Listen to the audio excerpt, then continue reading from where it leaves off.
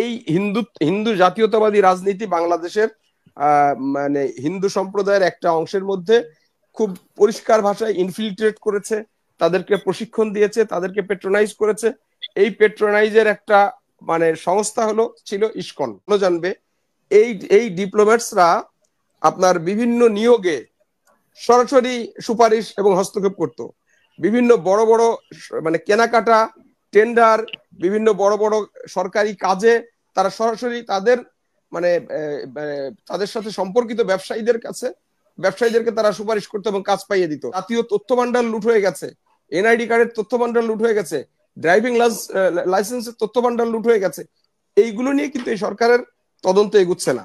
অর্থাৎ ভারত চাইতেছে যে তাদের যে অপকর্মগুলো করেছে এই অপকর্মগুলো নিয়েও যেন সরকার এগুতে না পারে। যে আপনার লাস্টের যে অংশটা দিয়ে বলি, পৃথিবীতে সবচাইতে সংখ্যালঘু নির্যাতন হয় ভারতে। পৃথিবীতে সংখ্যালঘুদের জন্য সবচেয়ে অনিরাপদ রাষ্ট্র সেটি হলো ভারত। আপনি এটার জন্য খুব মানে রকেট সায়েন্টিস্ট বা খুব বড় রিসার্চার হওয়ার দরকার নাই। আপনি আমাদের যে সোশ্যাল মিডিয়া সাইট আছে এক্স এর ভিতরে 1 ঘন্টা আপনি থাকলে আপনি অসংখ্য ভিডিও, অসংখ্য ফুটেজ, অনেক কিছু দেখতে পাবেন।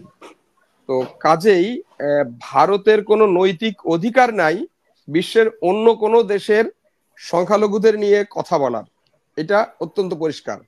এখন আমাদের সমস্যাটা কি হয়েছে, ভারত দেখছে কেউ যখন মানে কন্টিনিউয়াসলি লুজ বল পায়, একজন ক্রিকেটার সে কন্টিনিউয়াসলি ছক্কা পিটাতে থাকে।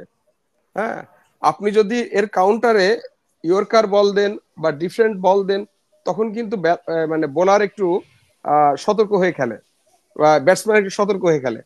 আমরা এই যে রাবীন্দ্রিক স্টাইলের প্রতিবাদ করছি, আগে তো প্রতিবাদ হতো না, আমরা বলতাম এটা স্বামী স্ত্রীর সম্পর্ক, কাজে স্বামী একটু বকা তো দিতেই পারে।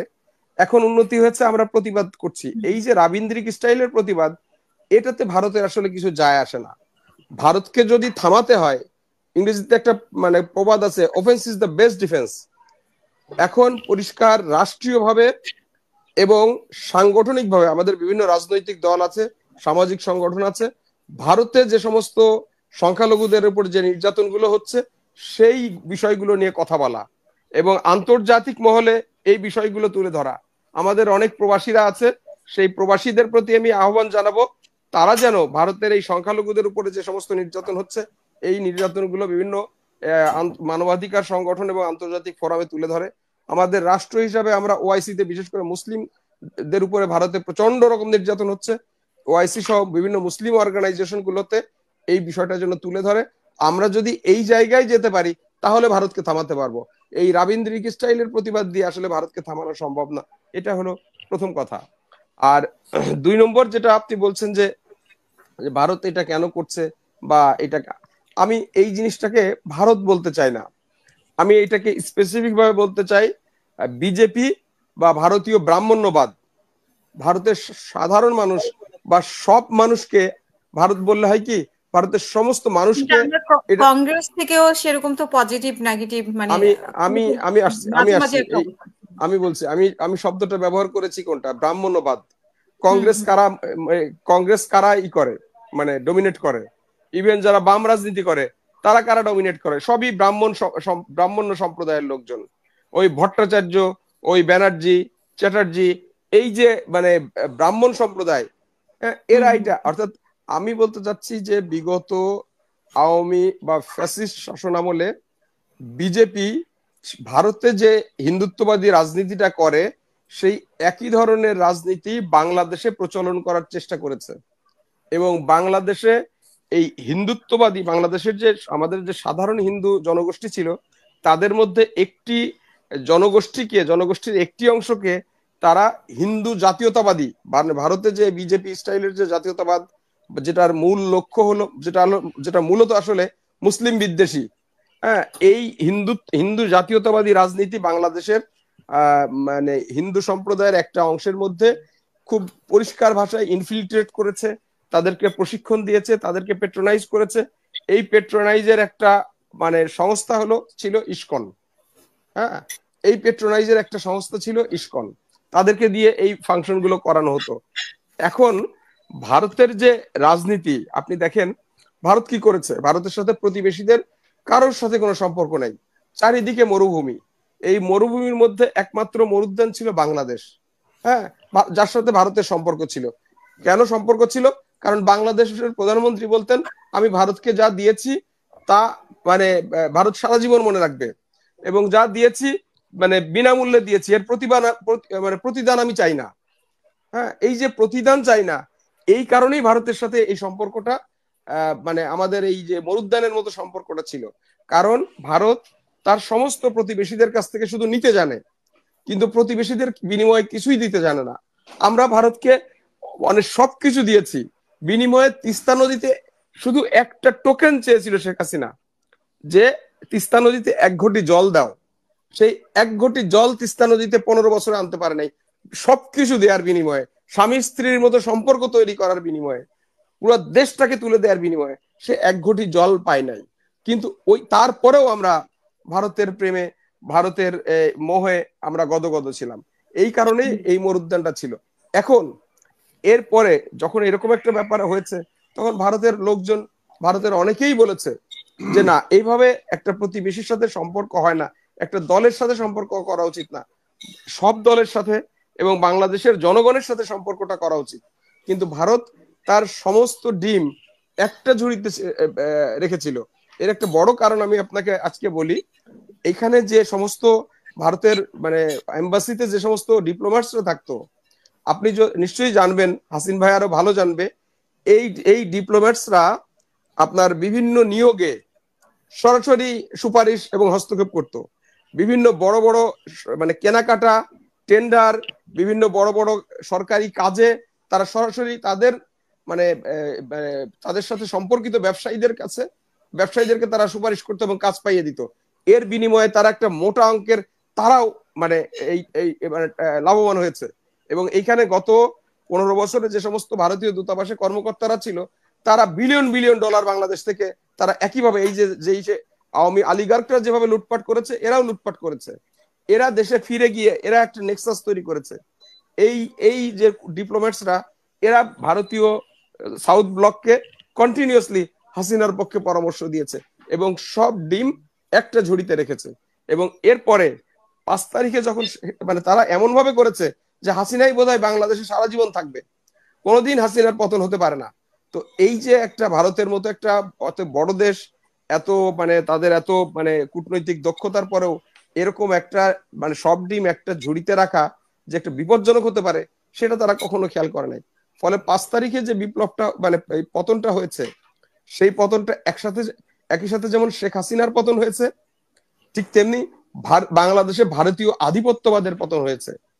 হ্যাঁ, এবং কিন্তু শেখ শেখ হাসিনার হাসিনা পতন যাওয়ার পরে তো এরকম ফুসে ওঠেনি, যেটা আমরা দেখতে পাচ্ছি যে চিন্ময় গ্রেফতার হওয়ার পরে যেটা হয়েছে। আমি আমি আমি আমি আসছি এখানে, আমি এখনই এখানে আসছিলাম। সেটা হলো যে এই যে 5 তারিখে যে ভারতীয় আধিপত্যবাদের যে পতন হলো, এখন হাসিনার যখন পতন হয়েছে, দেখেন আওয়ামী লীগের সব লোক, কোনো লোক কিন্তু প্রতিবাদ করে নাই, তারা সবাই পালিয়ে গেছে, তারা গা ঢাকা দিয়েছে, যে যেখানে পেরেছে। বরং নতুন যে সরকার এসেছে, সেই সরকারকে কোনো না কোনো ভাবে ম্যানেজ করে আত্মরক্ষা করার চেষ্টা করছে। কিন্তু এখানে ভারতের একটা বড় সমস্যা হয়ে গেছে, সেটা হলো যে ভারত এই বাংলাদেশে গত 15 বছরে তার অর্থনৈতিক, বাণিজ্যিক, মানে কূটনৈতিক, সামরিক নানা ধরনের স্বার্থ কেন্দ্রিক যে নেটওয়ার্কটা তৈরি করেছে, এই পুরো নেটওয়ার্কটা চ্যালেঞ্জের মুখে পড়েছে। ভারত এখন চাইছে এই মানে এই নেটওয়ার্কটা বা তার এই যে বহুমুখী স্বার্থ, এই স্বার্থটা সুরক্ষা নিশ্চিত করতে, এবং বাংলাদেশ সরকারের কাছে, বাংলাদেশের বর্তমান সরকারের কাছে, এবং এখন যে সমস্ত রাজনৈতিক দল, সামাজিক সংগঠন, মিডিয়া সহ যারা এখন দেশে আছে, তাদের সবার মাধ্যমে তাদের একটাই চাওয়া, যে বাংলাদেশে শেখ হাসিনার আমলে ভারত যে সমস্ত মানে স্বার্থ মানে হাসিল করে নিয়েছে, সেই স্বার্থগুলো যেন অটুট থাকে, নাম্বার 1। নাম্বার 2 হলো তারা আরেকটা জিনিস চায়, সেটা হলো তাদের এখানে যে সমস্ত নেটওয়ার্ক তারা তৈরি করেছে, সেগুলো তারা অটুট রাখতে চায়। এবং যে অপকর্মগুলো করেছে ভারত, এই যে আমাদের বাংলাদেশ ব্যাংক লুট, আপনি দেখেন, এই হাসিন ভাই অবশ্যই বলা উচিত, পিলখানা মানে ভারতীয় স্বার্থ বিরোধী, ভারতীয় স্বার্থে আঘাত আনতে পারে এই সরকার কিন্তু গুম নিয়ে কথা বলছে, কিন্তু পিলখানা নিয়ে অত কথা বলছে না। আপনি বাংলাদেশ ব্যাংক লুট নিয়ে কথা বলছে না। আপনি এই যে আমাদের জাতীয় তথ্য ভান্ডার লুট হয়ে গেছে, এনআইডি কার্ডের তথ্য ভান্ডার লুট হয়ে গেছে, ড্রাইভিং লাইসেন্সের তথ্য ভান্ডার লুট হয়ে গেছে, এইগুলো নিয়ে কিন্তু এই সরকারের তদন্ত এগুচ্ছে না। অর্থাৎ ভারত চাইতেছে যে তারা যে তাদের যে অপকর্মগুলো করেছে এই অপকর্মগুলো নিয়েও যেন সরকার এগুতে না পারে, এই জন্য তারা বহুমুখী ভাবে তারা চাপ সৃষ্টি করছে বাংলাদেশে। এখানে ওই যে থোয়াই চিং আছে, ও বলবে বাংলাদেশে যখন ভারত মানে ভারতীয় মানে পছন্দের সরকার না থাকে, ভারত তিনটা মানে জায়গায় হিট করে।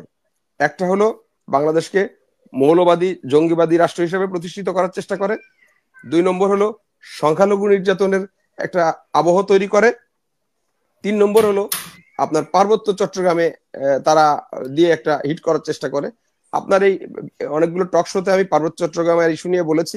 এখানে পাহাড়ের একজন লোক আছে থোয়াই চিং, সে অত্যন্ত সচেতন আমি জানি, সে নিশ্চয়ই বলবে। আর সংখ্যালঘুর যে বিষয় যেটা নিয়ে আজকে আমরা কথা বলছি, আপনি বলেন। হ্যাঁ, আমি শেষ করছি। এই মুহূর্তে বাংলাদেশের কোথায় সংখ্যালঘু নির্যাতন হচ্ছে?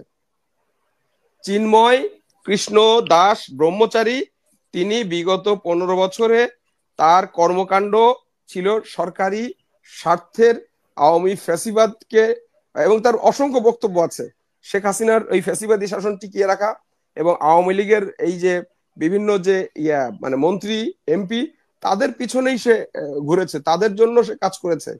এখন আপনি যখন মারবেন তখন আপনি আওয়ামী লীগ, আর যখন মার খাবেন তখন গেরুয়া পোশাক আর টিকি দেখিয়ে বলবেন আমি সংখ্যালঘু, এইখান থেকে বেরোতে হবে। হ্যাঁ, উনি যখন রাজনীতি করেছে উনি তখন আওয়ামী লীগের রাজনীতি করেছে।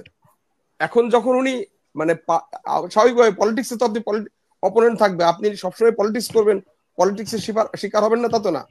আপনি যখন পলিটিক্স করবেন তখন আওয়ামী লীগের পলিটিক্স করবেন, আর যখন আওয়ামী লীগের পলিটিক্সের যখন আপনি পাল্টা পলিটিক্সের শিকার হবেন তখন আপনি আপনার টিকি ঝুলিয়ে বলবেন যে আমি সংখ্যালঘু, আপনি আপনার গেরুয়া পোশাক দেখিয়ে বলবেন আমি সংখ্যালঘু।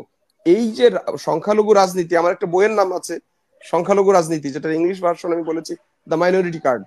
এই যে মাইনরিটি কার্ড বা সংখ্যালঘু রাজনীতি, এই জায়গা থেকে আসলে আমাদের দেশের মানুষের কাছে পরিষ্কার করতে হবে যে এটা সংখ্যালঘু নির্যাতন না, এটা সংখ্যালঘু রাজনীতি, এটা মাইনরিটি কার্ড, এবং সারা বিশ্বের কাছে এটা প্রমাণ করতে হবে। কিন্তু বর্তমান সরকার এই বিষয়গুলো আমি মনে করি খুব ভালোভাবে হ্যান্ডেল করতে পারছে না। হ্যান্ডেল করতে কেন পারছে না সেটা আজকে আমরা এই যে আমাদের আলোচিত সাংবাদিক ইলিয়াসের ভিডিওতে আমরা কিছু কথা পেয়েছি, সারা দেশের মানুষ দেখেছে। এই সরকারের ভিতরে আবার আরেকটা সরকার আছে, যে সরকার ভারতীয় স্বার্থকে অটুট বা অক্ষুণ্ণ রেখে সবকিছু করতে চায়, অর্থাৎ চেঞ্জটা চায়, কিন্তু আবার সেখানে আবার ভারতীয় স্বার্থও নিশ্চিত করতে চায়। এই কারণটাতে আবার মানে এই একটা দ্বন্দ্ব বেঁধেছে, সেই দ্বন্দ্বের কারণে আজকের এই আমরা এই পরিণতির মধ্যে হয়েছে। আমি এই পর্যন্ত বলে শেষ করছি।